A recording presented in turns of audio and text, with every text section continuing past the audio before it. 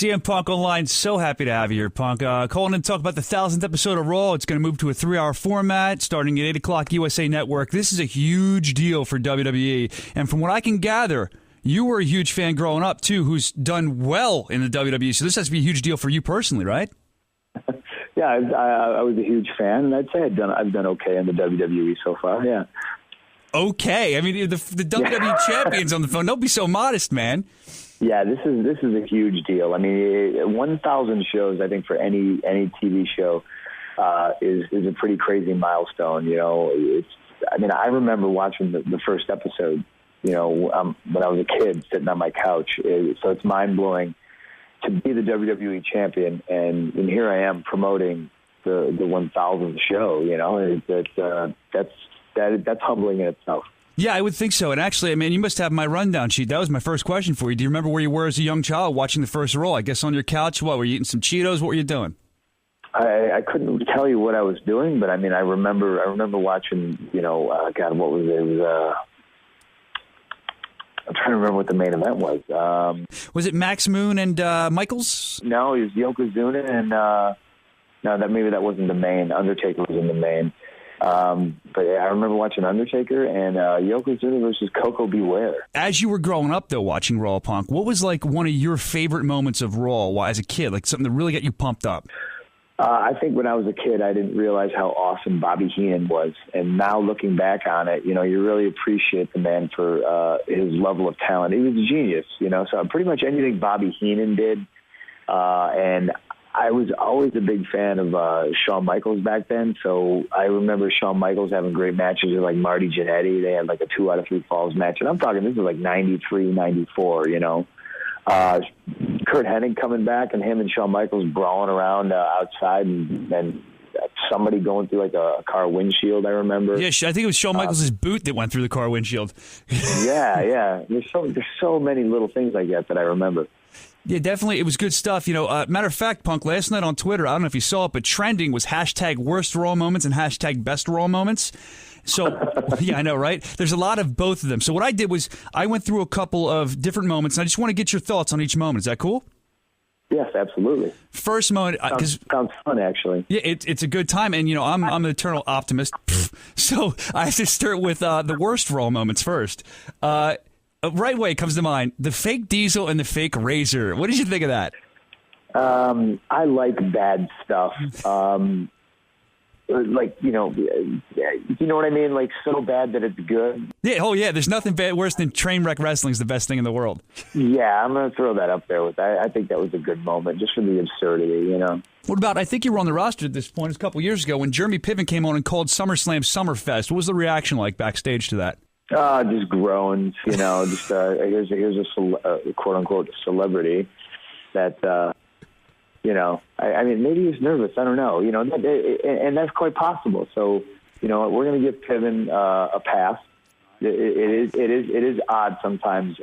You get stars like that, and they're nervous because it's live TV. Believe it or not. Well, like that's the thing that it kind of blows our mind. You know, like we're used to it. You know, 52 weeks a year. Obviously, we've done 1,000 shows. Here we go. We're promoting it, but what we do is live television, and that sometimes freaks people out. Yeah, I mean, they're probably used to a lot of reshoots. You guys don't have that. Raw's live, and that's an important part, too. I mean, matter of fact, if you look at it, Piven did that, and I hate to throw this guy under the bus and bring it back up because I interviewed him once. He was so cool. But R-Truth, saying the name of the wrong city. Thoughts? That's hilariously awesome.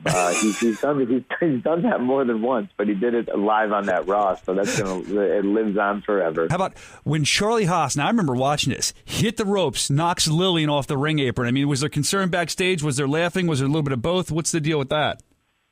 Well, you know, unfortunately, I think like a lot of things, you know, like we're all quick to pass judgment.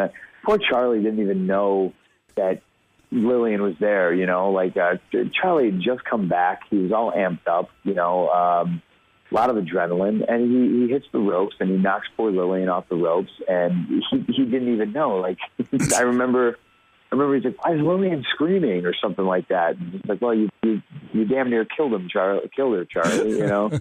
All right, well, let's go with the last. Now, this, even if you like bad wrestling, this is a hard one to like. This was one of the posts that came to me on Twitter, and I have to agree with this one. You know where I'm going, right? Katie Vick. Oh, I don't know. Katie Vick. Oh, Katie Vick? Yeah. No, bad. Not even funny bad. Like, no. Uncomfortable. This should not have happened. Bad. What about I asked Mark Henry about this before when Mae Young gave birth to the hand. Can you figure that out? Because I can't. I don't understand what happened. I don't think he could figure it out. No, I can't figure that one out either. But it certainly is better than necrophilia. All right, let's switch to the best for all moments. In my opinion, growing up here in the Philadelphia area, and I know you've been a fan your whole life, so you might feel the same way. I thought it was very cool when ECW showed up on Raw at the Manhattan Center. Remember Sabu tried to jump off the big Raw sign and almost killed himself? Yes, absolutely. I remember that. Yeah, that was great. There was a bunch of ECW matches. I think Little Guido fought, who did he fight? Was it Tommy? Did Tommy fight somebody else? I think Tommy fought Devon. I don't remember who Guido fought, but I think Taz and Mikey Whipwreck fought too. Yeah, that could be true. And then it was pretty wild because, he was out the wrestling company just wrestling on Raw, Yeah, it was crazy. I remember just sitting there. I remember that kind of started at Mind Games in Philly and just progressed and got crazier. And as a kid growing up, I was like, what's going on here? Right. Another great moment from Raw. I actually spoke to Daniel Bryan about this the other day, and he thinks the same thing. Marty Jannetty winning the Intercontinental title. I was a kid. I was so excited by that. And matter of fact, I think Jannetty's one of the best wrestlers around. He just never made it because of all his demons and stuff. Was that the 2 out of 3 falls match, or was that he won in the singles and then they had the 2 out of 3 falls? I think it was, if you remember, Perfect came out and threw the towel in Michael's face, and then Jannetty rolled him up. So that was that match. I can't keep straight which one it was because every match Jannetty was in my opinion, was the best. So. Well, yeah, and then obviously Michaels too, and those guys had great chemistry. Oh man, their matches were incredible. I wish we could have seen more of those two. And I think Shawn is probably one of the best of all time, but Marty ranks right up there with him. Again, it's just a shame that he never got his due, which could be his own doing. It's a darn shame. Well, I mean that, and I think he's kind of he's overshadowed by Shawn Michaels. It's history's always going to remember Shawn as the better guy because obviously he went on and became WWE champion. But yeah, I mean they're neck and neck. Yeah, good point, definitely. Speaking of Shawn, though, do you remember watching the night that HBK collapsed? I remember watching that on my couch, too. Yeah, absolutely. You don't know what's going on, That was so well done. Yeah, especially, too, because I think that was the point when the Internet was kind of just starting to come in. If you remember RSPW, Rec Sport Pro Wrestling, and they were all trying to figure it out, and they apparently checked Shawn in the hospital that night. It was so well done, which brings me to another thing. It was, in my opinion, extremely well done. About a year or so ago when you did the whole pipe bomb promo. I mean, that was very real to a lot of people. What were your feelings like right before that? I mean, were you a little nervous knowing this is my shot, or were you just ready to do it? No, I was amped up and ready to do it. I mean, man, it's fun talking about because, obviously that was a moment that kind of put me to where I'm at right now. And, I don't want to think light of it, but, to me it was another day at the office, except I got to let everybody know how pissed off I was, and I was excited. So that was an exciting moment to me. What about afterwards? When you were done, I mean, were the nerves hitting you? I mean, you're probably on adrenaline rush, but when you had to walk back to that curtain and face people, and I'm sure they had maybe a small idea what you're going to say, but I mean, you just went out there. Was it a home run considered when you walked to the back, or was there any anger? Did you get any looks from people? I was greeted by a hero's welcome from most of the boys, and I'm talking like production people backstage too, like stage managers and sound guys, cameramen, and it was kind of a crapshoot. Then she was going to be really, really mad at me, or he was going to love it, and so I saw dollar signs in his eyes. He loved it. Okay, we got that big moment for you on Raw, but what about matches on Raw? Aside from yourself, there's been some incredible matches on Raw. I mean, I pointed, like I said, Jannetty was one of my favorites with Michaels. You had Bulldog Owen in Germany, if you've ever seen that one. And another really good one, Shawn Michaels Triple H. It was like almost 30-minute match. I think it was in like 2003-ish. They went out there and just killed it. They put on a clinic, those two. I mean, do you remember seeing that match or how you felt about it at the time? That one, no. I was full-fledged. I was living in Philly at the time. So, I mean, that was when I was mostly focused on my career. And, believe it or not, like if I could find a show to wrestle on a Monday, I'd do those. So I missed a lot of Monday Night Raws at that time. And obviously that worked out pretty good for you. Paid off, Let's talk about Tout. That's the new video service WWE is using. Going to be a huge part of the new 3-hour Raw. I saw that you signed up for Tout and you did your first video. Were you not aware that they're only 15 seconds? Or well, I haven't posted a video yet, so I'm interested to find out what you're talking about. There's 2 videos. There's one where you grab who do you grab? You grab Zack Ryder. Oh, okay, yeah. No, I'm sorry. Yeah, somebody in the company recorded that for me, and they must have put it out. But yeah, I physically have downloaded the Tout app, but I don't know how to do any of this stuff yet because I'm the most technologically.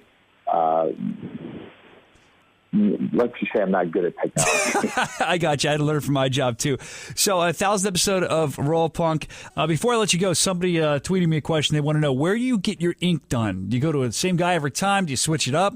A lot of my stuff is done from various different people from around the world. So, you'd have to point to one and I'd tell you the story about it. But, yeah, predominantly a lot of it's done by one guy. But, I mean, there's so many of them, all over the world. It's like a road map. All right, let's point to one then. The 31 behind your ear, what's that mean?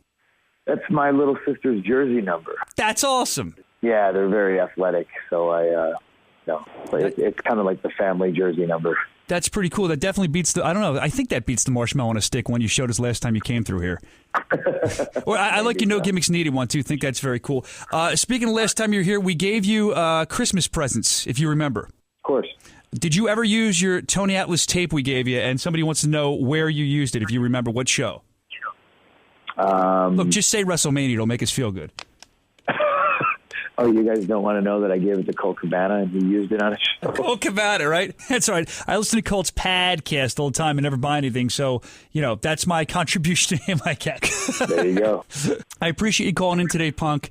You're always a good time. You're always welcome here in Philly on the air because we love you in Philly. You spent a good portion of your career here. Thoughts on this Monday's match? Money in the Bank winner, John Cena, cashing it in, challenging you. How do you feel? I feel excited because I think me and John got a chemistry, and I definitely know that place is going to be electric. A lot of people don't like John Cena, and the funny thing is here I am in my 8th month as WWE champion. A lot of people don't like me. People turn on you. People want to see their guy be the champion, and I used to be their guy, and for some reason I'm not their guy anymore. So it's funny. I think there isn't 2 bigger stars in WWE right now, John Cena and myself, and we both have our fans. So it's going to be interesting to be there, and I'm excited because it's situations like that. That's why I still do this, because it's going to be loud, it's going to be crazy, it's going to be live, and it's going to be Monday Night Raw, and I can't wait. I think everybody's looking forward to it, man. CM Punk, thanks again for visiting with us. Appreciate that, and we'll talk to you soon, all right?